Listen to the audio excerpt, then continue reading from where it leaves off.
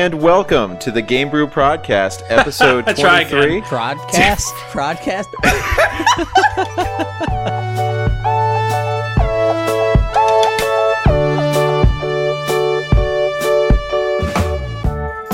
Hello and welcome to the Game Brew Podcast, episode 23 on January 26th, 2018. I'm your host again, whether you like it or not, Dan Rotz. And tonight I'm joined by the usual schmucks, Will. Hi. And Christopher. Hi. And we are also joined by special guest, Allison. Allison, say hi. Hello. Yay! Hi. Yay. No, Allison is a friend of ours from college. We have moved on from there. Sorry, Harrisonburg. We love you. So we still visit sometimes. Yeah, and so she came on the podcast today. So thanks so much, Allison, for coming on. No, thank you. I hope you have fun. We will try not to insult each other too much. Isn't that part of the fun? I'd be upset if you didn't. Yeah. All right. Well, on today's episode, in our first segment, we're going to talk about our favorite furry or not so furry friends. That's right, our favorite video game animal companions. Oh, it's going to be cute. Yay! And after the break, once again, take a trip beyond the screen to examine how social gaming has changed over the years. But first, it's time for beer? Not a beer. Not tonight. It's not. So we're gonna have a cider. Ooh. A hard cider, not just a normal cider. It's hard. It's hard. Hard cider. So we're drinking the pear cider from Bold Rock. Bold Rock's down in the Shenandoah Valley, kind of near where we went to college. It's southwest of Charlottesville. They started only in 2012, so they're really new. Oh, nice. But that's why I had trouble finding it in Pennsylvania. Yeah, so they only distribute in the Mid-Atlantic and Southeast U.S. But apparently they use New Zealand pears to mix with their Blue Ridge apples. Oh, that's very interesting. Can we pop these mother uckers? Yep. 1, 2, 3. Ah, that didn't work. I got it. It's fine. You always have beer opening. We problems. were a lot more dramatic than we could have been. These are twist-offs. Oh, but shit. that's okay. They are twisted. Seriously? Was that the problem? Was that why everyone had trouble? Yeah, because there's nothing for it to grip on. The grippies. Whoops. Wait, do you guys get them in clear bottles? Yeah. Huh. Wait, ours come in What do yours brown look like? bottles.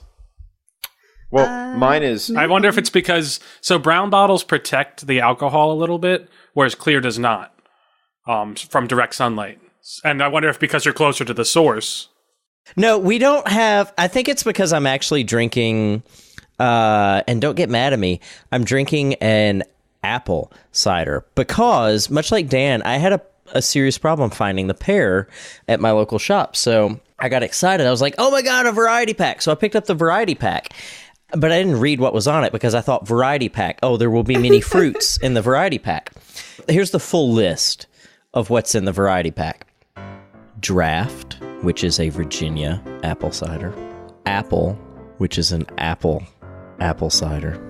IPA, which is an India pressed apple. So I believe that has hops. And premium dry.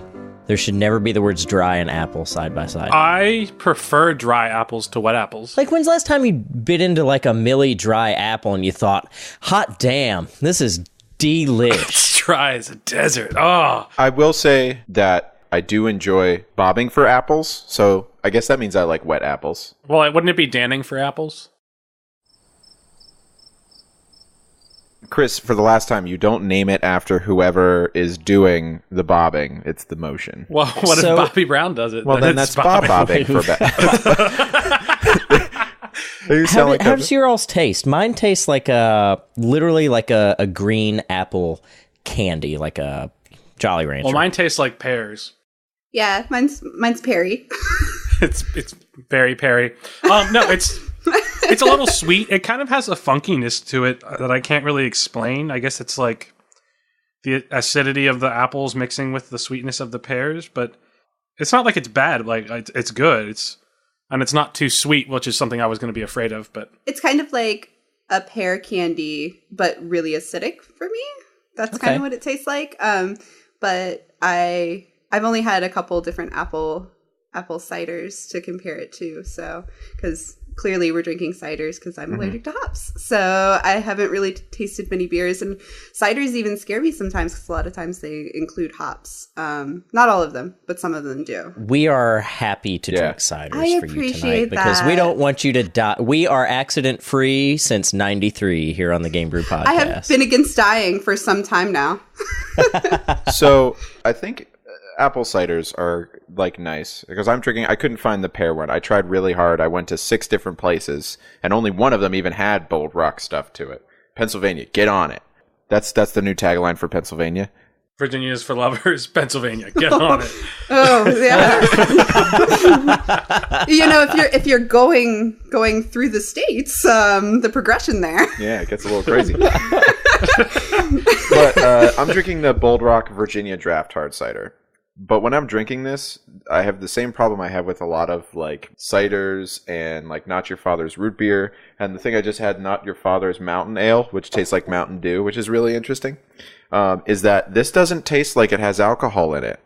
So I could potentially drink like 9 of these and just be a big sloppy mess.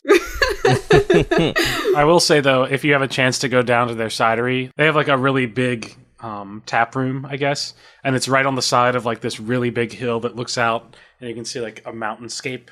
Oh, that's so cool. And there's like a little stream at the bottom, and it's just like it's so nice and just it's a great little experience. You can very orchardy. By the way, is cidery like like brewery cidery? Is it literally called a cidery? Well, cool. I didn't know that. All right. So let's switch gears from the beer or cider. Gears from the beers, but it's a cider. So and let's go into what we're playing real quick this week. Since last week we did the White Elephant stuff. So this week it's just back to things as per usual. So everybody's playing their mix of what have you. Chris, what have you been gaming on, bruh? Oh, bruh. So a couple of days ago, Ian reminded me that Mad Max for 2015, I think it came out, is on sale. And I was like, oh man, I should play that again. Because I only put in like a couple hours into it when I first started playing it. I put in 16 now. So I've given it a good amount of time. And I feel like I've barely scratched the surface. It's such a big game. And there's so much to do. But it's not always like the most in-depth stuff. It's very much of those like checkmark games. Okay, yeah, I was about to ask, can you kind of elaborate and describe on this game? Because I've heard that this is kind of like a sleeping giant, for lack of a better term. Like it was a good game, but it kind of snuck under the radar for a large portion of the gaming population. And I'm one of those people who doesn't realize if it's a really good game yet. It's good if you like the genre of the game or like the style of the game. So it's made by Warner Brothers or WB or whatever. So it's the same group that did Shadow of Mordor. So if you like that game, you will probably like this game. It's got like the Batman style combat. So like with like strong, weak punch and then like dodge and parry and all that kind of stuff. Like that whole combat system. And it's also got a lot of cars because it's Mad Max. So like you start with a more basic car and over time you get a better V6 and then eventually you'll get a V8 and you can upgrade your V8 in your car and add armor to it and spikes and all sorts of stuff. So that's a lot of fun. I really enjoyed the driving in that game. It also looks fantastic. It looks really good, can look good on almost any computer. So that's really fun too. Like that looked good on Xbox, yeah. Like on the Xbox. Yeah, it was a great looking game. It is a great looking game. And my only thing with it is just that there's so much on the map. They just throw stuff on the map and it's just not a lot of depth to it sometimes. But if you enjoy, like I enjoy just driving around there and messing up cars because that's just a lot of fun. Yeah, like, it is. Just causing destruction. Yeah, I mean Mad Max style. So yeah, if you're into that, then it's a lot of fun. Yeah, Mad Max currently $19.99 on Steam there, and you can usually find it for a lot less on sales. Mm-hmm. Sweet, cool. Hey, nice man. Anything else you wanted to talk about, or? Oh, and then I finally set up my RetroPie next to my computer. So that's a Raspberry Pi that has RetroPie installed on, so it has a bunch of different emulators. And I started playing some Super Metroid because I'm a big fan of the Metroidvania style game, so I was digging into that a little bit. I've only put like an hour into it so far, but it's It's fun. I mean, there's a reason it's considered one of the best games of all time. So Yeah, those Metroid games are great. Awesome. Cool, man. So let's switch on over to our guest talking head here, Allison. Allison, what have you been playing recently? Is that her title? Our guest talking head? Well, I guess, are we talking heads, or no one can see us? I guess we're just disembodied voices. Our new disembodied voice for the evening. Yeah, I'm only a talking head to you guys. They don't even know if I have a head in theory. I've kind of been playing a lot of standards for me this week. Overwatch I'm getting back into, just kind of my goofing after work game. That's a great goofing after work game. Right. It's a good de-stressor. And then replaying a little bit of BioShock. I wanted to start from the beginning because I got the collection. Yes. On console, yeah. So I'm starting off with the first one because I just don't really remember a lot of it because it was so long ago. And I haven't played the newest ones. So I just want the whole experience from the start again. Would you kindly tell us if you think it holds up?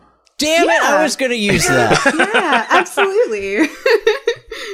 I mean, like, I haven't gotten too far into it. I think for me, it's more the nostalgia than it holding up. It's probably not holding up as well as some games I feel do for me, but it's giving me warm fuzzies. It's giving me those old school feels from playing it before. And like I said, I forgot a lot of it, so far it's definitely giving me... That was a strength of it, was the story. Yes, exactly. It's really all about the story with that. So the more I get into it, I think I'm going to get more out of it. So since I'm kind of at the beginning, it's not as wonderful yet, but I'm sure it'll get there. Yeah, and the first one, that was where you could only use one plasmid, or you could use a weapon. So yes. In the later ones, they make it so they're like, oh yeah, dual wielding is a thing. So here's two things. That was nice about Infinite. Yeah. And also BioShock 2 also has that. Also, spoiler alert. Alice is shit. Sorry. No, I've played 2. It's okay. Sorry there. Yeah. And then, of course, League of Legends. That is my go-to right now because the season just started up for that. Oh, that's right. You're a loller. I'm a loller. Have you played Have you played HOTS at all? I have. How do you like League better than HOTS? So I like them both for different reasons, for sure. Oh, elaborate. I definitely love League because that was actually the first MOBA I ever played. I jumped into it because some of my friends were playing, and I thought, this will be a fun game for us to all play. And it's really hard. I didn't expect it to be quite as difficult as it was, and the community is not nice about the learning process. Yeah. So when you started up, they used to be, it used to be that the Dota community was a bunch of assholes, and the LoL community they still are. They're different. They're different kinds of assholes. Okay. Is the thing. Okay. Put that on a t-shirt. Everyone's a different kind of asshole. League of Legends, different kinds of assholes. Not your average asshole. Dota players, they're very elitist. They're very, you better know how to micromanage everything. You get your creep, you get your, if you miss one, they're going to scold you. It's that kind of environment where the minor details are really important. And in League of Legends, it's just toxic. It's dumb toxicity. That's all it is when you get that. It's going to be pointless babble most of the time. Then again, I'm in low tier. I'm climbing, so it might just be the bracket I'm in. But it's definitely Dota's different. It's the hardest MOBA out there for sure. I haven't played it for a reason. I'm not there. I'm not at that level. But League is, in my opinion, the second hardest that I'm aware of. That's really popular right now. And it has the skill factor, so I feel like I'm doing something. I feel like I'm actually getting better at the game. Okay. Who is your character of choice? It changes a lot, but the one that always has my heart is Nami. She's a support. I'm a support main, so I'm a fish lady. That's my fish preference. Lady? All right. I know pretty much anytime we play Overwatch, you're usually like, well, I'll just go Mercy. I'm like, okay, that's fine. Nice having a pocket Mercy. Yeah. Yeah, it is. You always play the role that makes other people feel good. Like it makes people feel safe. That's kind of there's two reasons, and one of them is I prefer other people getting the kills and having that stress. Although healing is a whole different kind of stress, I'll admit that. But secondarily, I like making people look good. That's definitely me. But I also don't trust anyone else to heal. That's rude, isn't it? But just get a little caught up in the whole thing. Nope. If you want something done right, right. do it your damn self. Because the honest truth of it all is, yes, you can't win without carries. That's very important, and the carries need to do their job. But if a role like support doesn't let the carries do their job, then you will lose the game. So, yeah, and for those of you who don't know what a carry is, that's the character from Sex and the City. You know, they say it's like, are you Miranda? Are you a carry? It's it's that. Yeah, perfect. I missed that part of the Overwatch tutorial. I'm totally Miranda. But yeah. So there's that, and so they've changed a lot with the new season, and they've kind of bashed us support. So I'm giving it a go to try to figure out what I need to do, and change things up. Nice, awesome. Well, be looking out for Allison on some Breath of the Wild. I'm sorry. Breath of the Wild? It's so much in my buy head. me a I'm going to talk about Switch? that in a second. Welcome to the Game Brew. Here's your Switch. Thanks. And you get a Switch. And you get a Switch. I never got a Switch. I bought a Switch. We talked about that in the last episode. And so I've been playing Breath of the Wild basically constantly. I do nothing but play Breath of the Wild or think about playing Breath of the Wild. Or dream about Breath of the Wild. I think that's healthy. So it's good, huh? It's not. That seems healthy, yeah. It's not. I went on a date the other night and all I could talk about was Breath of the Wild. It's not helpful. You don't brush your teeth, so your breath is wild. Yeah, my breath is so wild. But man, that game is it's just fun. Like, I don't even want to finish it. Like, I'm probably about halfway through. And I'm dreading being done with it because then I don't know what I'm going to do with myself after that. I'll have to find something else to play. So if there's a Breath of the Wild support group out there, I would really love to be a part of it. Please let me know. Send us an email at thegamebrew@gmail.com. What do you think they do at that support group meeting? Like day one, you sit down. Hi, my name is Dan. It's been 3 days since I played Breath of the Wild. Oh boy, so that's what I've been doing. So I'm not going to talk about it because it's pretty straightforward. That horse is dead. That would beat it. Yeah, there's nothing else to talk about. So Will, what have you been doing, man? I continue on my Switch journey, Xenoblade Chronicles 2, which I'm really enjoying. And I downloaded a new game. It's not new. It's been on Steam for a while, but it's $4.50, which everyone seems to have thought was a mistake. Let me rephrase that. It's $4.50 on Switch, which is weirdly cheaper than Steam. That's ass backwards from normal.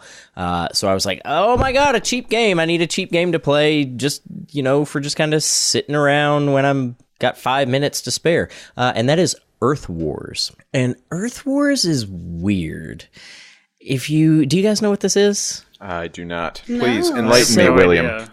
Earth Wars is a side-scroller game where you play a weirdly drawn, borderline anime-ish. It's like if anime met paper-mache character with a big head, and you're wearing anime-mache, and your character is wearing football armor from the future, and you've got a sword and a gun, and you can dash, and you collect blue things, and it's strange. I don't think I like it. The controls are horrible, and I don't know if that's just a Switch thing or not. I feel like that might be a Switch thing. It's not that they're poorly planned out. It's simple in execution. You hit buttons to do different attacks. It's the movement. It's the left joystick that's really weird. And it starts on the character selection screen. You press down, and you have to be exactly right on the money for pressing down, or it's going to go down and to the left or down and to the... You cannot veer any. So where on normal games, you can just kind of flick left, right, up, or down, and you can move through menus. And on this, you cannot. You have to be very specific and very precise.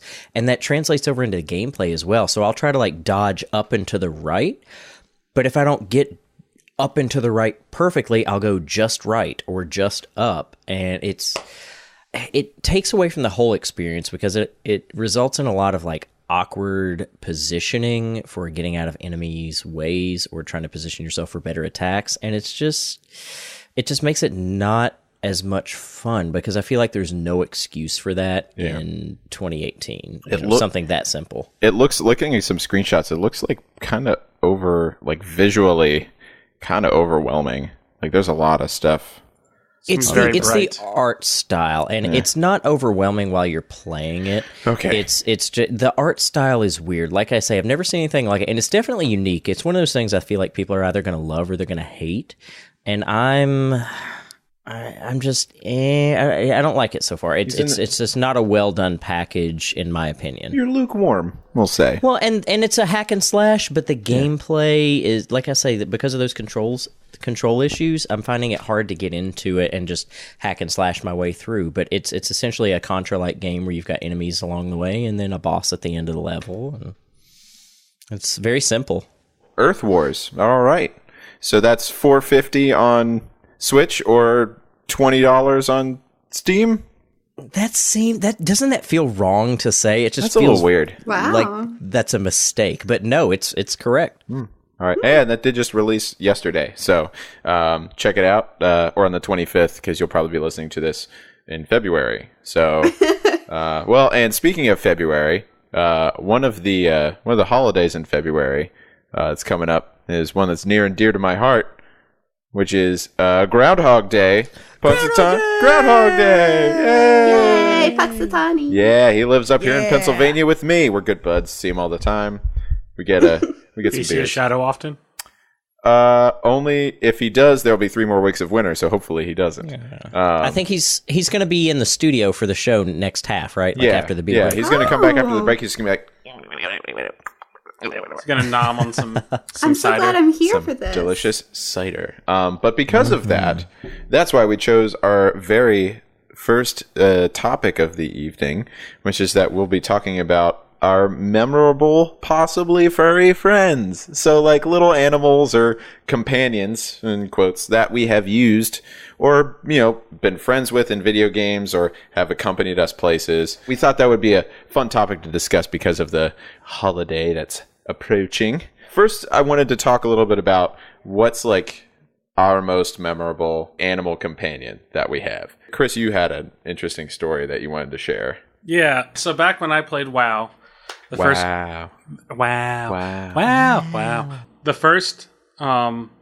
guy I made was a hunter. So after a certain amount of levels, you get a hunter pet. And being a dwarf, you're in the snow. So my first pet was a snow leopard, and I was really creative and named him Killer. And so this was at the end of Burning Crusade. Way to go, teenage Chris. I was a teenager. So I had Killer up until I was raiding at level 80 in Wrath of the Lich King. So I'd had Killer for a long time. Me and him had been friends for a couple years at this point. And I Do you never ever used log any. back into WoW and just visit? I'm not done yet. I'm I'm sorry. My bad. He's invested. Rain on his Darn it. parade. So we'd been through a lot of stuff together. He was the only character, the only pet I ever used in that game. And then one day my account got hacked. Oh. And That's the I lost a worst. bunch of items. Like I just came in and my Did you accounts lose were wiped Killer? out. Wow. This is why we can't have nice things. I came back and I got everything restored to my account.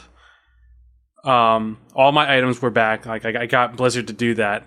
But for some reason, the people that took my account deleted my pet. They just This deleted pet that it was just he was gone. What a dick. Right. And so I was like, okay, I've got everything, and I was like, wait, where's Killer? And I was talking to a bunch of people. I was talking to my friend Tyler and Will. They were on at the same time, and they were like, "Is Killer there?" And I was like, "No, he's gone." And they were like, "Oh my god, dude, are you serious?" I that's lost so awful. my pet, and so I had to go back out. I had to go back out near Ironforge and get another snow leopard, but it wasn't the same. Wasn't the same. You hadn't gone No, through the it same wasn't stuff. Killer.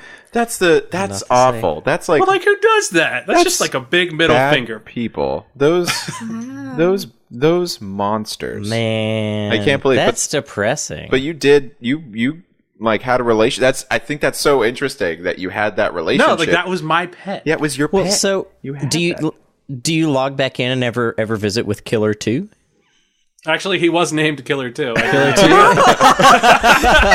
Wait, was it like now that you mentioned Killer, it, I did Killer name him as well? Killer like Killer Killer TRO? also? No, it was Killer number 2. Oh, okay. Not as good as Killer. No, Would no, and probably he knew it. He knew it. Killer Part 2? He could never live up to No, the I haven't logged back into WoW since Pandaria. Dude, like, you got somebody feeding him, right? Like, coming over Oh, to If it was Oh, Killer, yes. I would be concerned, but it's Killer 2. Oh, Killer's a killer. All right, he'll be All okay. All right, well, Allison, He's out there somewhere in the wild. just eating stuff. eating off the land. Being Killing a snow stuff. leopard. living off the land. Killing Killer gnomes. versus wild. It'd be funny if, like, when you did that, it would just release a level 80 snow leopard into the starting area for the dwarves and just Just Rex eat. level, Yes. Ruining just Rex everything. level, like low level characters. Oh boy, leopard murder. Okay, Allison, what about you? What's a memorable furry friend that you have? So I almost went with chocobos, but I realized I didn't care about one chocobo. Nope. You care about But- all chocobos. All the chocobos. All Every the Final chocobos. Fantasy game, you find the chocobos, and then my life was good. I didn't care about the rest of the game. But I decided since it wasn't one single, I would go with Hey You Pikachu for the N64. And I'll preface with a couple things here. That game, yes, it sucked, and yes, it doesn't hold up now. So I'll start there. I don't think I ever played Hold it. on, what is Hey You Pikachu? I don't know this game. Yeah, no. Oh my Explain gosh, it for okay. Will. He was Okay, He doesn't so this play game Pokemon. seriously changed my life, and this is why I picked this game. So as a younger lass, I remember the game coming out, and I had my N64, and it was the purple edition, but they came out with a Hey You Pikachu edition. So I remember absolutely begging for that. For the record, I did not get it until I was like 21. I found one and bought it because You were a goddamn adult. I'm an adult and I can do what I want with my When I'm money an adult, now. I'm gonna buy all the games. Yes. Just like I was an adult and bought fucking Star Wars sheets last or put them on my bed. My room looks like a 13-year-old boy's room. It's fine. But yeah, you flipping it on and its cheeks lit up. And that was just like, it was so cool to me. I don't know. vaguely remember that. That's Yeah, adorable. That's Yeah, it was freaking cute. adorable. It was so cute. So anyway, I remember I was like, all right, well, I've got to rent this game because I can't get it. So back in the day when people rented games, I went down Good times. I went down to my local rental place. Was it a Blockbuster? No. I lived in a very tiny town. You have to understand. It was called Backstage Video. Ooh, I would not go to Backstage Video. Yeah, I don't want to go there. That sounds And grungy. their jingle was, "We bring Hollywood home." So, it's Super big on dirty. those movies. Yeah. But I went there and I got to rent like a video game a weekend. Nice. So my choice was Hey You Pikachu. And they actually gave you the little adapter for the N64 that plugged in, and you could talk to Pikachu with it. It was just a microphone, and it plugged into a controller slot. And it was the first game that did something like that on the 64, which I just thought that was the coolest adaptive thing that could happen. I was a techie back then too. Loved all that stuff when they added new features. Plus, all you ever wanted to do at that age, after playing all the Pokemon games on the Game Boy, was have a Pokemon. And that's what this game promised me. So I was in. All right. And I took the game home, and it is not what I wanted for sure, but at that time it was beautiful and amazing. You just scream at your Pikachu and he doesn't listen to you for really. So it's pretty accurate to how Ash feels. Yeah. Yeah, exactly. Yeah, and for go the to record, Ash Simulator. Pikachu is not my favorite because of the cartoons. Because he was kind of an ass. He was kind of a d-bag. Yeah. Well, hey, he became. Listen, you start out as a d-bag, and then you get better over time. Unless you're Charizard, and then you just stay. Yeah, and then you breathe fire on anything that looks at you wrong. Yeah. So until eventually you just leave. That's what happened in the show. He was just like, bye. Peace. Deuces. But yeah, you take what you can get, and they were giving me a Pikachu, not my favorite Eevee, but I would take it. And I remember just screaming in my room at this imaginary Pokemon to go and pick up mushrooms, and he would not. He would spin in a circle and then fall asleep for no reason. You goddamn mushrooms!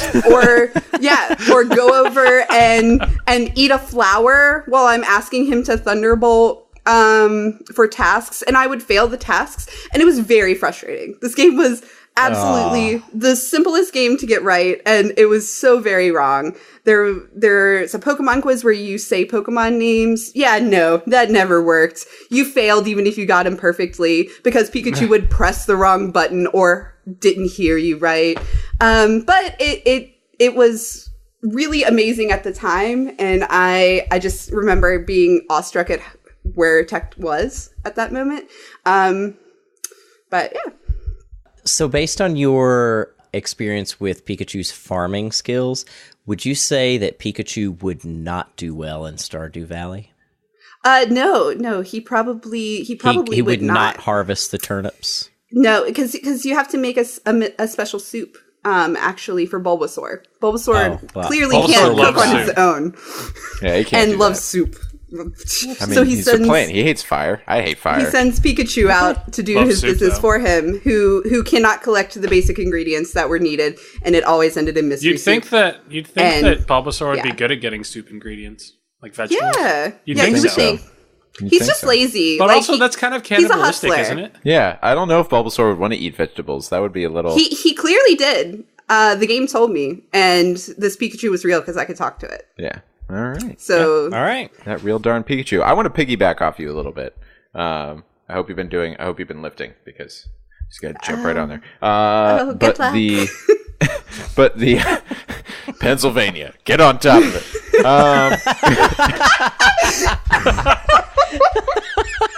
But I just want to find the theme. Episode title.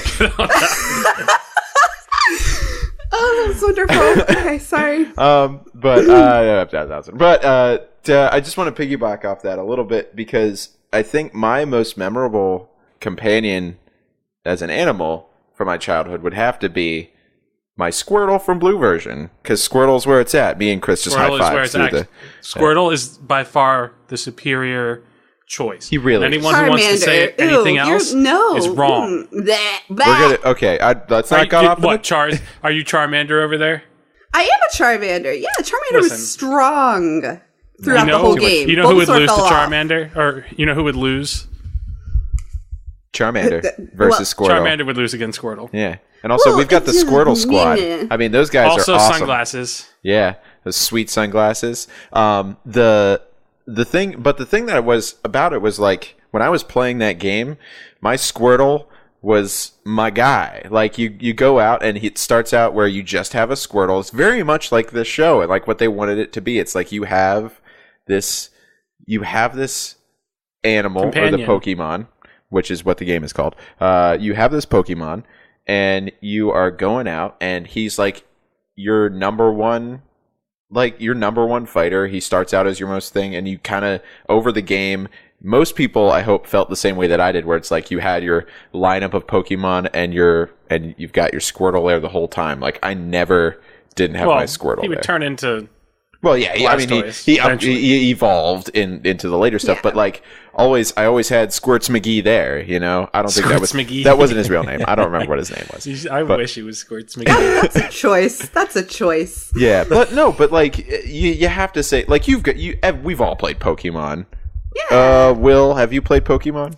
I have played Pokemon enough to understand the current conversation. Yes. Okay, all right. He's just. Aww. Just on top of it. There we go. Which, by the way, I'm sorry, Allison, but I also chose Squirtle. What is this nonsense? The boys are getting up on me. You're just a Charmander in a Squirtle world. That's all it is. We got the Squirtle Squad over here. Squirtle Squad. Okay. Dan, did you feel like you were part of his Squirtle Squad at that point? I'm just saying though, like I understand Charmander's angst now because this is some hate. Charmander doesn't have angst. Everyone chooses Charmander. Well, I mean, he was by far the most popular. Charizard, Charmander. Can we just be solid in the fact that anyone who chose Bulbasaur was an idiot? Oh yeah. To be fair, Bulbasaur is my second choice. Okay, all right. Oh, he's dumb, but I love him. No. We can't. I think that's really cool. I think that's a really cool thing about those games is that it didn't necessarily have to have that kind of. You didn't have to like this is my main Pokemon the whole time, but you just kind of did because that was. It's like, yeah, he was there from the beginning. So like he's my number one. He's my number two if we were in Star Trek. Yeah, you can't put your favorite in the box. He's got to stay with you to the elites at the end. And even if it doesn't make sense and that combo is they've got, whatever leaf for you and they're going to destroy your Blastoise, you got to keep him. Yeah, no, in the immortal words of Patrick Swayze. Nobody puts Squirtle in a corner. Oh, I remember that time when he said that. Yeah. Yeah.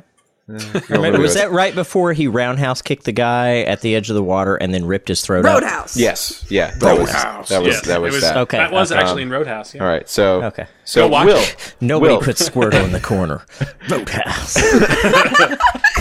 And that's how the movie ends. Man, best movie. Best movie ever. Will, who's your favorite memorable furry friend? Mine's. So I was thinking about this and I just had a moment where I was like, when the hell have I ever paid attention to any pet in any game ever? Like, it's either a game mechanic or not. Yeah, I was thinking, I was like, Yoshi? Mr. Story? Yeah, well, I was thinking about Story. Yoshi, and I was like, well, Yoshi, I never really thought of as a pet, but yeah, okay. And I was going through. And the one character that finally hit me that I really remember making a difference in games, like, it's no secret to the Game Brew folks by this point that I like emotional context and engagement in my games more than just like good gameplay. Mm-hmm. And there's a old school RPG for PlayStation called, which I believe is a remake from Sega Saturn, called Lunar Silver Star Story Complete. Mm-hmm. And there's a character in that called Nall, Nall. And you go through the whole game. I won't ruin it just in case anybody plays it, because it's like, in modern times, we play old games because they're new to us. But you go through the game thinking Nall is one thing, and you learn over time that, oh my God, Nall's not. Nall's like really important to the story, and Nall's also the comic relief. So you develop a sense of importance over time. There's humor there, and it's just a character that you really just kind of start to fall in love with because they're that, I don't know how do you say joie de vivre? Oh, Dan? I was really, right? That's correct. I was hoping you would say it wrong, though. That's, to be honest. I was really excited about it. The joie de vivre. No, Nall is that character that makes that game experience enjoyable and memorable. If it weren't for Nall, I might remember that was kind of a fun game, but because of Nall, I remember that being a fun game with a lot of really wonderful character and happiness and uplift to it that I just had a great time with, and it stuck with me over the years. I totally remember this character. I'm just looking at a picture of it. I was like, because I couldn't picture it in my head just right off the bat, but I totally remember this character. And yes, that was awesome because it was like a dragon thing, right? Yeah. I mean, Nall contributed. It was a passive character. You couldn't play as Nall or do anything with Nall, but Nall would, revive your characters when they were downed in combat or do various things like that. So there was engagement. It wasn't just this passive storytelling experience. There was things that the pet actually did throughout your time with the game, and that made it more engaging from an emotional standpoint and a connective standpoint. Lots of games like this, like that one, and games that have this kind of anime-esque art style and gameplay style have the JRPGs. Yeah, JRPGs. They have this like emotional content that is built into them that is so much richer than, you know, just your average kind of hack and slash Call of Duty stuff. And that's a great game. If you can it's hard to find, and when you do, it's generally expensive. It's highly sought after. If you can find it, it's really worth putting the time in and playing. It's a great storytelling experience. All right. Lunar. In the south, Lunar. Lunar. That's a Lunar Silver Star. Where you are, Lunar. Lunar Silver Star story. That's a recommendation from the one and only William Schell. That's awesome. I think those are some pretty good game characters. We posted this a little bit earlier this week, and we got a bunch of listener responses for what they thought was their favorite listener responses. Chris, I want you to read the first 1, 2, 3, 4, 5 that we chose from those because they have a similar theme. Which I think is very interesting. So first was Jack Russell from over at Pop Culture Bento. He said, so I prefaced this. I posted a picture of Yoshi when I did this on Twitter. And so he said, hands down Rush from the Mega Man series, because not only is he cute, loyal dog, named after our most radical band, which is very true, he can also double as a trampoline, flying surfboard, or a deep water submarine. Yoshi, please. More like Noshi. So that's a pretty strong recommendation. Jack Russell, over at Pop Culture Bento, he's got a really good podcast. Go check it out when you get a chance. They talk about not just video games, they talk about anime. He's been doing some interviews at different conventions. He also does reporting about movies as well and TV shows. Awesome. Cool. Thanks, and then Jack. A friend of mine, Zach Krasny, mentioned dog meat from Fallout 3 because it's obviously the best Fallout, as Dan says. I mean, it really is. I mean, we talk about it so freaking much. And then my buddy Ben also mentioned dog meat from Fallout 4. So there seems to be contentions on which dog meat is best. I'm going with Fallout 3. I'm going with Fallout 3 dog meat. Just saying. Okay, fine. Whatever, fine. Continuing, though, Steve Kite, my friend Steve Kite, he's talking about at the end of Fable 2. Seriously, at the end of Fable 2, did anyone choose the $1,000,000 gold, saving the entire tower populace? Hell no. After all, we went through that together. Everyone chose the dog. Which, rightfully so. It's totally accurate.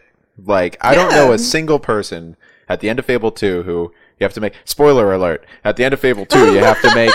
If you want to play this Peter Molyneux game from 2008... Whoops. To be fair, it's good. Yeah, it is pretty good. It's really good. It is a pretty good game. But the... and it is it as Peter Molyneux quoted it as being open world? I don't really know. But that scene, you're just like, yeah, of course I'm going to save my dog. He's my best friend. I'm not going to take any of this other stuff. It's so cool. Everyone did. Actually, I don't think I would trust anyone who said they didn't save the dog. Get him out. We couldn't be friends. Yeah, and then Jessica Sager also mentioned Shadow's Dog Interceptor from Final Fantasy 3 or 6, depending on what continent you live on. So it seems like there's a thing with dogs in video Dogs games. are best. People like dog dogs. people. They're dog They like people. dogs. They like them dogs. Oh, dogs. Yes, I like dogs. Dags. Okay, Like dags. but to be fair, what's the other main household pet? A cat? Name one video game where a cat helped you rather than was probably an annoying antagonist. None. Moving on. Killer. Yes, Killer None. was a cat. We've already been over this. He does not count. What- He's a special little. Does kitty Red cat. 13 count as a cat? He's kind of like a weird lion. No, he's a lion. No, he's okay. a Was there ever a Zoids game with There Liger were a Zero? couple Zoids games. They were not amazing, but they existed. Does There's Liger Zero count as a pet? Oh god, I love that No. anime so much. No, that I doesn't did count enjoy as- that. That was a great one. That was a great It one. was good, but it does not count as a pet. I guess maybe if So you started with dogs Litten, win, cats suck. In the words of Homeward Bound, cats drool, dogs rule. Yes. Thanks, Michael J. Fox dog. Movie shout out. Yeah, you did it. You did it. That's good. We did have a listener and actually a cosplayer that I follow on Instagram, because I got a couple things from Instagram. One of the ones I got was is near and dear to Chris's heart. It's from Boston Bee Cosplay. That's Boston like the city, bee like the insect, like the and bee. Cosplay like what you do. And she said that Roach is the best, like your horse from The Witcher 3, and 2 and 1? Question mark. Mostly 3. I think mostly 3, because it doesn't matter where you are. I don't think you have a horse in 1. You don't have a horse in Oh one. no, you don't. No, that was no. I remember that. You don't have that in 1. But because it doesn't matter where you are in The Witcher 3. It doesn't matter how far away you left Roach the last time you saw him. If you whistle in that game, he just comes running up. So Yennefer may not. Yennefer may not like you. The best part is it's not always the same. It's like Penn and Teller. Penn and Teller? Like, it's not always the same. Like, it may not be the same horse. He just calls all of his horses Roach. Oh, yeah. But it's still like... Is that a Penn and Teller thing? Like, Teller's... I don't think so. That's think an Air Bud it's always thing. Penn and Teller. They're people. always the same guy. No. That's an Air Bud thing. You guys know that, like, Air Bud 2 and 3, like, Air Bud was dead. Like, these were new dogs, right? Gosh. Yes. Well, they're into Air Buddies now. That's all they're Sorry, kids. So. kids. I was Sorry. gonna say you Buddies. ruined some childhoods right now. You I forgot hope to you're say happy. spoiler alert, darn it. No, but for me also, like, it got to the point where, like, I named my dog Roach in Stardew Valley, and I named all the horses that I got in Breath of the Wild Roach, just because it was easy and they were brought all back the good same. memories. The Roach in my Roaches in Breath of the Wild were not as responsive.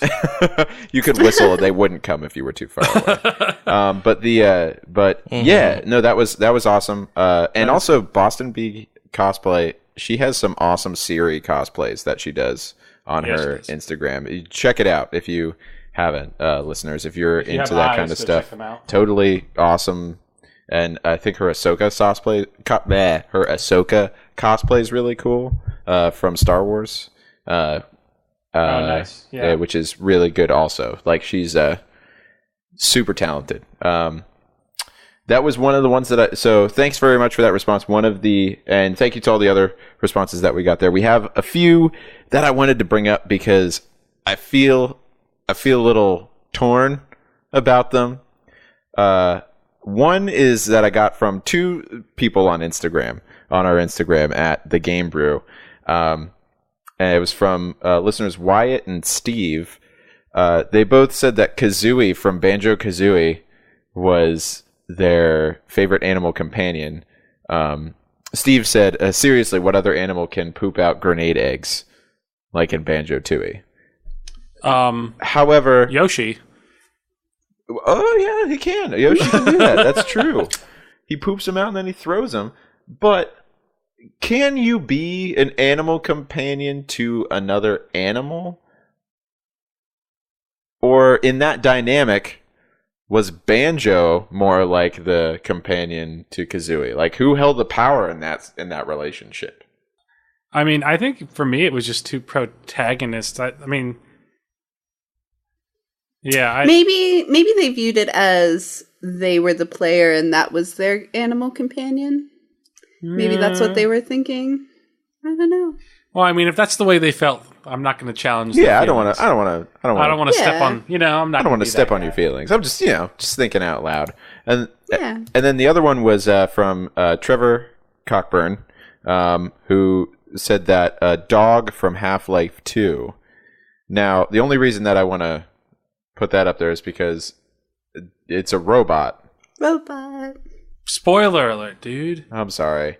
That happens right at the beginning of the game. That's not a thing. So he's always yeah, but like is that an animal companion? It does a robot count it's a companion. It's a companion, but I don't know about animal. Does like the mentality of the thing have an effect on it? Like, just because it believes it's like an animal, does that mean that it's an animal? Yeah, it's tough call. Tough to make. So great. Hey, that's some memorable furry friends that we have, or not so furry, or robot friends that we have from from that. So all of those people that we mentioned are going to get some free stuff from us. So be on the lookout for some game keys there, guys. And you'll have that coming your way. If you want some, some free stuff or maybe some shout outs on the podcast, definitely give us a holler by emailing us at thegamebrew@gmail.com, or hitting us up on Twitter at thegamebrew, on Instagram at thegamebrew, or go to our Facebook page, that is the Game Brew Podcast on Facebook. Look us up. We're there. All right, we're going to take a quick break, and then we're going to come back with our Beyond the Screen section to talk about how social gaming has changed over the years there. So stick with us, and we'll be right back.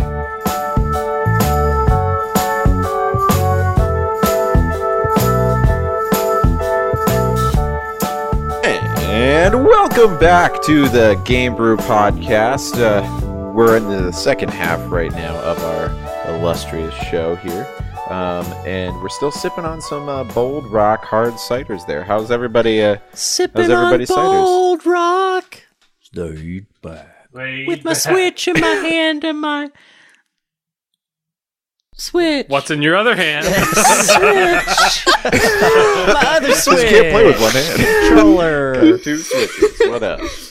So how's it treating everybody? So I made fun of the premium dry apple cider, but I gotta say it's actually really good. The aftertaste to it it's very much like a wine aftertaste, and it's that dry red wine sort of. It soaks into your palate, but it doesn't linger there, and I really like that. I enjoy it while it's kind of on the tongue, and then it just fades in, disappears, and I'm clean and ready for a new drink. And it's really nice. It's very crisp. It's very refreshing. So I got to kind of eat my words on that and say the Bold Rock Premium Dry Apple Hard Cider is pretty good, actually. Nice. Will eating his words. Nice. That's awesome. Allison, what do you think? What are you thinking about this? I mean, you drink these more than we do, probably. So. I mean, probably. Or are you just hard liquor constantly? I'm a rum girl, but but I do occasionally drink ciders, and the reason I don't drink them is they're super dangerous for me. And just like this one, I said it's kind of like pear candy, right? And the more I drink it, the less acidy that it was at first for me, and the more it's just kind of like candy. I'm just drinking. Now I'm 3 ciders in, and I'm like, this is fun. I'm having a good time. Ooh, a piece of candy. What about you, Chris? What's going on? So I can't drink a lot of cider because most of them have sulfites in them. Oh, and you're not. And I think I have a sulfite allergy. Oh, no. Oh my God! So we can't drink anything. We traded one allergy for another allergy. I am slowly killing Chris. Yeah, I can do it. It's just like I try to limit it. So all right. Yeah. So Allison, next time you come on the show, we're gonna just drink rum. Oh yeah, that'll be much better. We'll do an episode because we keep talking about doing the classy brew podcast where we like drink whiskey or like mixed drinks and talk I'll about keep my pinky out. Things. It'll be a short episode. Yeah, it can only be like 20 minutes. Otherwise, everybody starts talking like it'll this. It'll be a real fast one. But I'll join you in that one because I will be okay. All right, cool. Hey, you just I'm putting your name in the schedule, so you can't back out now. All right. Okay, so I get Bold Rock hard cider. It's getting some thumbs ups from the Game Brew here. So that's some good stuff. Well, let's segue on into our next section here. How do you like that segue? Chimpanzee riding on a segue into the next section. Exactly.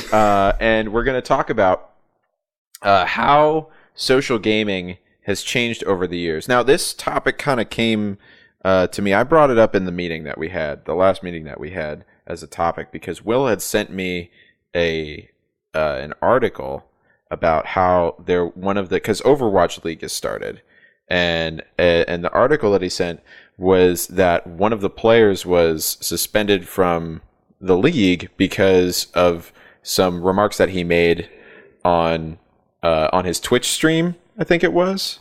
No, it was on the Overwatch stream. If I remember, okay. I believe it was the Overwatch League live stream.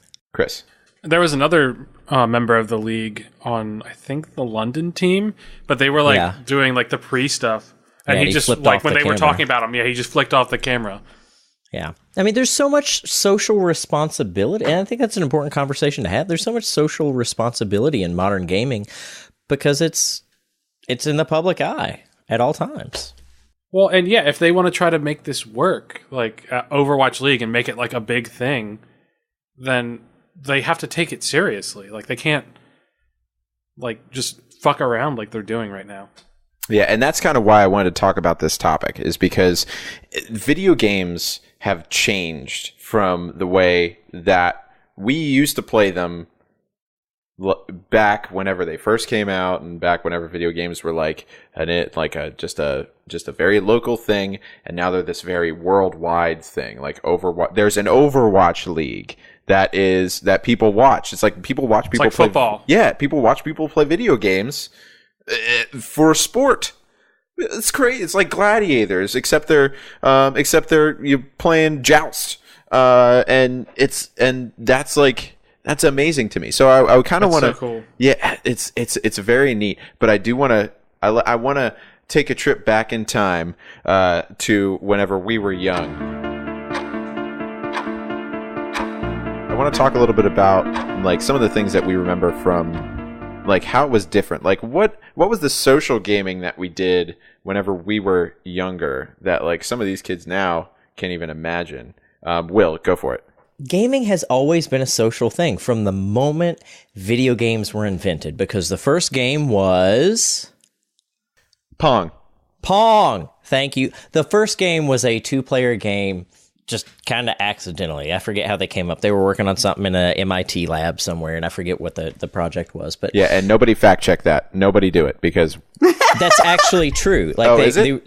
Scientists were actually working on something. I don't know that it was at MIT, but they were working on a separate project, and this was kind of accidentally created as sort of a side effect, a byproduct, if you will, of their research. And so it's been a social experience from the beginning, and that involved, when we were kids, we've grown up with this. Like, we came in at the tail end of Atari, when we were born, because most of us were born 86 to 89 here, and it was, we used to share controllers.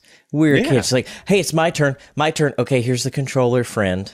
And then your friend would play until they died or beat the level. I was like, okay, here's the controller back, friend. And it was always that friendly, and we never argued ever about who should get the controller. And then you would also give your friend the shitty controller. Yeah. It's like, here, you can use this one, and like the sticks all wonky, like the button but sticks. Yeah, and like, so I think it's amazing that gaming started out as a social experience. And sure, we have single player games, but it's always been social, from Pong to, controller sharing to couch co-op and beyond. Yeah, I mean, and that's what I'm going to talk about now is couch co-op. Like, that's the thing that I loved growing up. Like, going over to my friend's house, we'd stay up all night eating junk food and playing couch co-op, like some Halo, or we had this one game that we used to play. It was James Bond Nightfire. We used to play that for hours against bots. It would just be me and him with guided missiles on the ski resort level. And you could just shoot missiles down into the other place. And it was just so much fun. We would just do that for hours. It was mindless. And it was just so much fun. And there's not any, like, I feel like the art of the couch co-op game is kind of getting lost. It's I think, kind of making a resurgence right now. But I missed all those games. Like, I'm glad Army of Two was a thing. Army of Two was so much fun. Back to back! Was a blast. Back to back! It was a bad game, but it was so much fun to play with another person. Oh, yeah. Yeah, I definitely remember, like, some of the first games I played with my friends were, like, kind of the spookier ones, the Silent Hills and everything, for sure. Ooh. Because we would trade off when somebody couldn't handle it anymore. That was kind of I can't do it, and throw the controller, and then the other person kind of grabs in. That and old school kind of LAN parties where I used to take my big tube TV, and I say big, it was large for the kids who don't know what a tube TV is. She's doing hand signs that are like showing how big it is. It's not a visual. CRTs, kind of realized- if you will. It's like a beer belly TV. Yeah, but it really was tiny. That is a good description. Yeah, Beer Belly TV. But it was really tiny when I think about it compared to what we expect is TVs small now. Well, I feel like average now is 42 inches. Like that's normal. Right. Played on like a 12-inch screen. Yeah, it was really small. But I'd lug that in the car with my console and take my Xbox over to friends' houses for LANs and things. Or take my desktop into the car at 16 to take it over to friends' houses and things. It was definitely different. Yeah, if you say the word LAN party to anyone today who's like 19 or 20 years old and younger, most of them are going to go, what? And you describe this to them, you're like, why would you do that? Because this is built into the internet now, but before online gaming had the infrastructure to handle this on a reliable and consistent basis, like on dial-up modems, I mean, yeah, you can play games, but it's not reliable, it's not fast, it's more of a pain in the ass than it's worth. We would I used to work at Holiday Inn as a kid, and we all were gamers. There were like 20 of us. We would take the ballrooms at this convention center and we would have massive LAN parties of 20, 30, 40, 50 people. All our friends would show up and we'd just stay there, bring sleeping bags for the weekend. And it was just a 3, 4, 5 day event of just games. And we'd network all our computers together, and that's the way we did it. We carried our computers up to that Holiday Inn in the snow both ways, and by God, we played some games, man. We drank Mountain Dew and played games. Dude, speaking of Mountain Dew and playing games, I want to tell a story real quick. When I was a teenager, when Halo was still the first Halo was out. So Xbox with the big old controller with all the that was like huge and hard to hold. Me and my buddies, because I had a group of friends who all played Halo, and we decided one day it would be a good idea to have a Halo party, Just get 2 TVs, put them in our basement, do some 4v4 action. Didn't have enough friends interested. My dad and little brother jumped on, and because my dad was involved, he was like, "Oh hey, I'm gonna get a big old tub, and we're gonna fill it with ice and Mountain Dew so that we can drink Mountain Dew and play video games." And I was totally healthy. I'm like, "Dad, that is a great idea. You're the best dad ever." Best dad ever. I do have the best dad ever. No one can. I'll fight you for that, but he listens to the podcast. That's the only reason I'm saying that. So he's gonna fight you. But that was really fun. That's like one of the probably like one of the only times that I ever really did like a LAN party thing where it's just like a bunch of people all playing games at one time there. But yeah, and that was really cool. So nowadays it's different. We don't have like that couch co-op stuff anymore. It's mostly the online interactions and stuff, and that Twitch, like the Twitch stuff, which is, we have streamers, we have the YouTube gamers, we have esports. There's so much out there. So like, and what the problem is you can't do stuff that you would do by yourself, or that no one sees, because everybody sees it. You can't do something potentially offensive and just be okay. Yeah, like I said before, there's just such a large amount of social responsibility that comes with that. In particular, if you're someone who is a major streamer or you're in one of these leagues. I mean, and that's not something that the gaming world is used to. I think we're better about it than what people think. There was a Pew Internet and American Life Project study. It's an older study in 2008 called Teens, Video Games, and Civics. And part of that study looked at the civic and social interactions of teen gamers and how they reacted to different things and what types of civic interactions they had. And a huge portion, first of all, they determined that 99% of teens play games. Duh. And, 68, no less than 60% of those were very much engaged in civic participation, whether that was political events, donating, doing things for their community, or just generally being involved in what was going on. And so I think gamers are more attuned to this and what people think, but at the same time, we're not used to this, like, say, the NFL. When somebody screws up in the NFL, they get their hand slapped with, like, a $25,000 fine, which is absolutely ridiculous given even the league minimum of what they're paid, which I think is $400,000 or something for a 500,000, which is ridiculous. So my hope, because modern day, it's still at its core, like it started, a social thing. It's just on a much broader scale. Social now means not 2 or 3 people. It means potentially millions of people all at once. I hope that the Overwatch League continues to set a good example and has meaningful penalties and fines for this so that it is a healthy environment for all people to be a part of. Well, I think I saw somewhere that they don't even have a code of conduct yet for it, which is kind of ridiculous. Really? Like, yeah. Well, they did actually. The Blizzard, the creator today, he announced that they were going to continue this, that they were going to actually watch YouTube previous videos and ban people like they have been for the couple that they have. He went on record today to state that. Nice. So that's something new. They don't exactly have a code of conduct except for the racial slurs and the basic things that I think they'll get there over time. But it's a problem though, because I mean the headline on Kotaku 2 days ago was Overwatch League commissioner just hasn't gotten around to posting code of conduct. That looks really bad. That does look really bad. Yeah, I didn't even know that was an issue because the game itself has its own code of conduct. Is that the problem? Is it they need a different one? No, this is for the league. Well, it's for the league. The players in the league. I think that they will get there. I think they're just so concerned with making money that, quite frankly, they're just in a hurry with it. And these really are easy things to forget. I mean, when you got a lot of irons in the fire, I mean, you forget them. And I don't think that it was necessarily an intentional thing. I think it was just like oh crap, this happened. What do we do about it thing? And just putting out fires. But, I think we'll get there. And that's like the epitome of social gaming today. I mean, we still do plenty of things that, millions of people don't watch us play. And, social gaming for us is anything from like Dan and I hopping on playing some Siege to all 5 or 6 of us hopping on and playing at one time, which I think is great. We don't have to take our computers around anymore. We've got the internet infrastructure for it, and it's fantastic.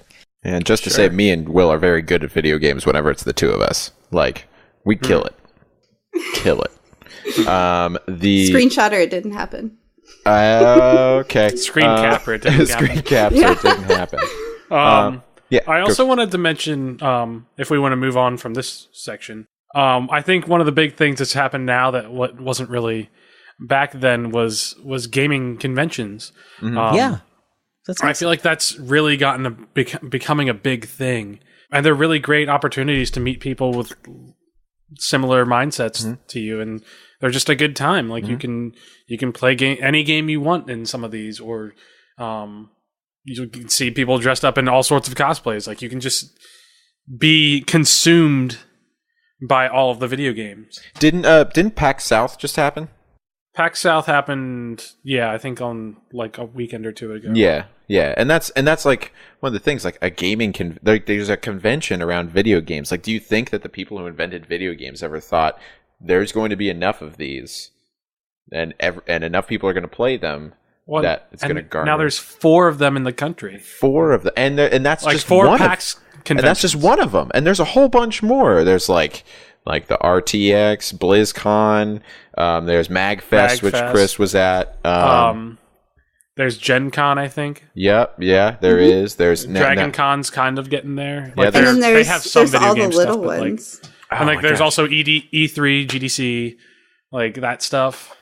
I love these conventions. I haven't been to any, to be totally fair, but I love the concept of these because the concept. Because we live in a world where like social interactions are not what they were when we were growing up, let alone when like our parents or folks older than us were growing up. Digital social interactions are a major thing. And these conventions, are so important because you still in life, you're going to have a job. Not everyone's going to work from home. It's never going to be totally that. You still have to have those soft skills in person with other people. And these conventions give you an opportunity to meet with each other in the meet space. And meet space is a real word.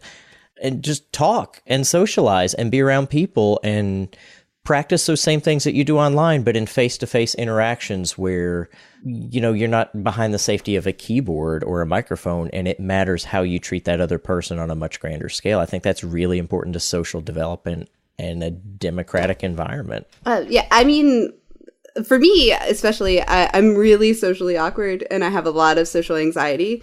So I played video games, and that was a nice outlet for me to kind of do it on my terms. And I could play with people, and then I can just kind of like leave when I'm done. I could have my mic on, or I can have it off. It just depended on what I felt like. But I remember the first con I went to, I was really, really anxious, and I wanted to kind of dress up and get involved, but I felt really scared of it all. And I went, and it was really, I hate to say life-changing, that's kind of lame, but it really was for me. And that's why I love to do it now, and I cosplay, and I just get super into any convention I can jump into because the environment is so special. It's just a lot of people who aren't going to judge me for anything. I can run around and babble about video games and not be a dork. And I think we're really different from where we were when I was growing up, where it wasn't exactly a positive thing to be a nerd and be a gamer. We're in a new environment now where we're kind of the cool kids because so many people game. And that environment is a place where I can really, kind of let that go and be horribly nerdy, which I am. So I really, really am happy that that's something awful. That it's really painful. Gaming is such a huge part of the social construct now that it's worth at least, and this was years ago, so it's probably more now, at least 3 times what the film industry is worth. And it's everywhere. People who don't identify as gamers play games. It's just a social thing that we do. You're on your phone, you're sitting there, you're just playing some games. You may not be a gamer, but you're playing games. You're playing some games, and you talk to your friends about those games, or you're playing things like Words with Friends, and it's everywhere. And it's still, again, at its core, it's a social thing for most people. Even if you play single player games, I think some of the Reddit communities for different games are fascinating. They provide an opportunity to have that social interaction if you want to, even on single player experiences. Yeah, and I think that's there's a lot of forums about stuff. The only way that you could find out more information about games whenever we were kids was by buying that book from Funko Games. Or going to NeoSeeker. And saying I want to find out all the things to do in Legend of Zelda Ocarina of Time. So I have to buy this book and find out how to do all these things. And the Prima book with him going the game guides. The game guides, man. Those were part of the stuff there. So video games definitely have changed over the years. I really want to talk about what Allison said about video gamers being the cool kids, but we don't really have that much time to do that. So we're going to save that for another episode of the podcast. We'll have to have Allison come back and we'll talk a little bit more. We're just going to talk about how cool we are. How freaking cool we are. If you even believe we play video games. I know none of you have seen it, but we do, I promise. No, this is all a script. I never played a game in my life. It's like, hey kid. Zelda in his green tunic is my favorite. Yes.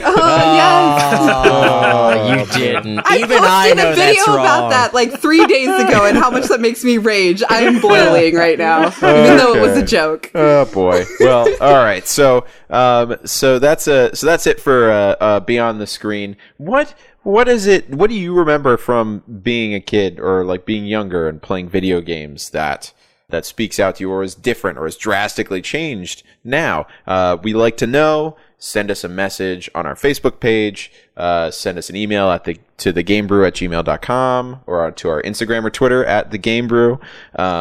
If you see us around, if you know what we look like, then just holler at us and we'll definitely. If you don't know what we look like, just kind of yell and maybe one of us will be around. Yeah, maybe we'll be there. If you're in Virginia, No, wait. No, if you're in Tennessee, no one lives in Virginia. Allison lives in Virginia. I'm sorry. Allison lives I in was Virginia. thinking of the regular people. Liver. The apples for our ciders came from Virginia, Dan. It's true. That's why They I did. have a clear bottle. It's true. Thanks, They did. Virginia. It's true. Thanks, Virginia. Thanks, Virginia. So, yeah, if you're in Virginia, Tennessee, Maryland, or Pennsylvania, just shout one of our names, and maybe we'll be around. Or you'll just meet somebody named Dan, Chris, Will, or Allison, and maybe fall in love. And that could be be cool great. too. Maybe it's a romantic comedy from that point. Who knows? It's meet right. cute. All right, everyone. Well, thanks for tuning in to the Game Brew podcast. As you heard earlier, definitely hit us up if you have any comments, if you have any questions, if you just want to talk to us. We're always around. I'm more than happy to like your pictures on Instagram if you start following us. Chris will talk I to you will on. retweet your shit. Chris will tweet stuff all day, and Will's in charge of the Facebook, so he'll talk to you about stuff. He likes to talk. Please talk to me. Also, he's got that Tennessee accent. I know you like that. My friends are like that Tennessee accent a lot there, Will. I don't know if I've told you that before. Oh, yeah. All right. So, thank you, Allison, for coming on and being on this episode of the podcast. I really hope you come back. Thanks for having me. Oh, Thank you. Anytime. We're more than happy to have you here. Please come back. We would love to have you here again. Yeah. All right, so we're going to sign off for tonight. So cheers to you from our apple cider, and everybody have a good night. Say goodbye, everybody. Goodbye, Bye, everybody. Goodbye, everybody.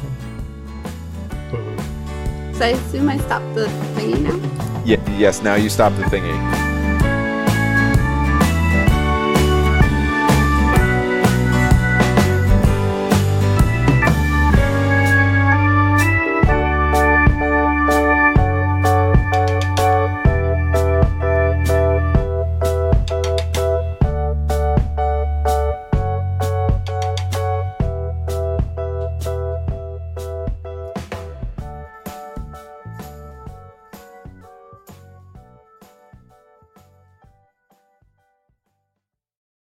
You do it. No, you hang up. No, you hang up. You hang up. No, you hang up. No, you.